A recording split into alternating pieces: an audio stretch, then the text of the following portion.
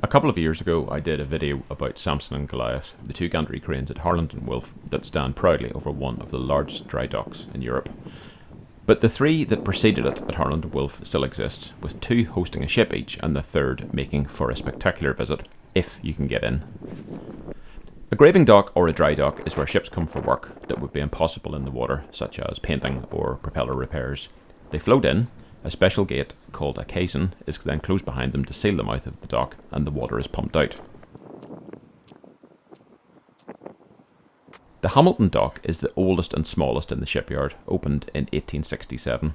It's the permanent home of SS Nomadic, which dates from 1911, and is the only remaining White Star Line ship.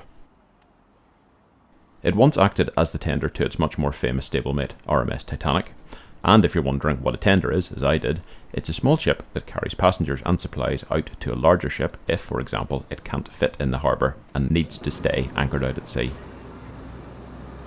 As an aside, the caisson that sealed the Hamilton dock, on the left of this not especially brilliant shot, was actually a tiny little ship rather than a gate that plugged the mouth of the dock. It was the 50th vessel Harland and Wolff ever built and is now believed to be the oldest H&W vessel in the world, and it's since been replaced by a permanent gate. Anyway, the ships got bigger, they outgrew the Hamilton dock, and the Alexandra dock of 1889 was opened to accommodate them. It's the permanent mooring point of World War I warship HMS Caroline, now a floating museum. Before long, that too was insufficient for the needs of the shipyard's increasingly imposing order book, and so on the 1st of April 1911, the Thompson Graving Dock, named after the contemporary chairman of the Belfast Harbour Commissioners, was opened.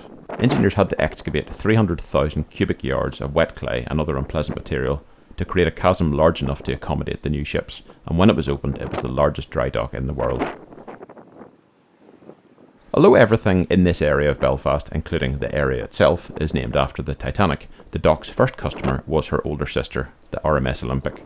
She arrived for fitting out on opening day, taking just under 2 hours to be guided or warped through the narrow gateway with only 2 feet of clearance either side of the opening at her widest point. It then took slightly less than that time again, an hour and 40 minutes, for the pump house to drain the dock of its 24 million imperial gallons of water. The pump house still stands today, and still contains the machinery and serpentine pipework that allowed it to do its thing. The only thing that's missing is that lovely old chimney.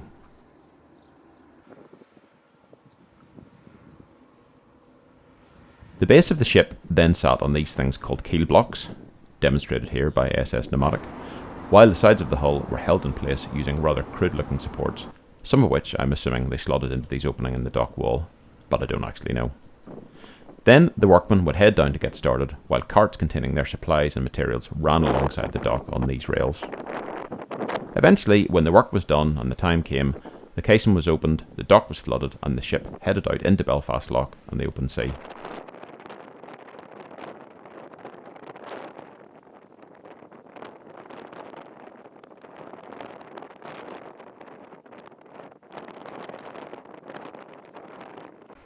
The steel plates and rivets of the caisson are exactly the same, apparently, as those used in the constructions of the ships themselves, and at well over 100 years old, it's pretty scary to think that they're holding back the force of Belfast Lough. Incidentally, I have no idea what this thing is. If anyone knows, please tell me in the comments. Titanic Distillers manages the site these days, and unlike a few years ago, the gates are now locked unless you book a tour. From personal experience, it's well worth it. You don't realise how deep it is until you're down there. The Thompson dock was actually in use until 2002, but its spirit, no pun intended, is firmly rooted in the century before.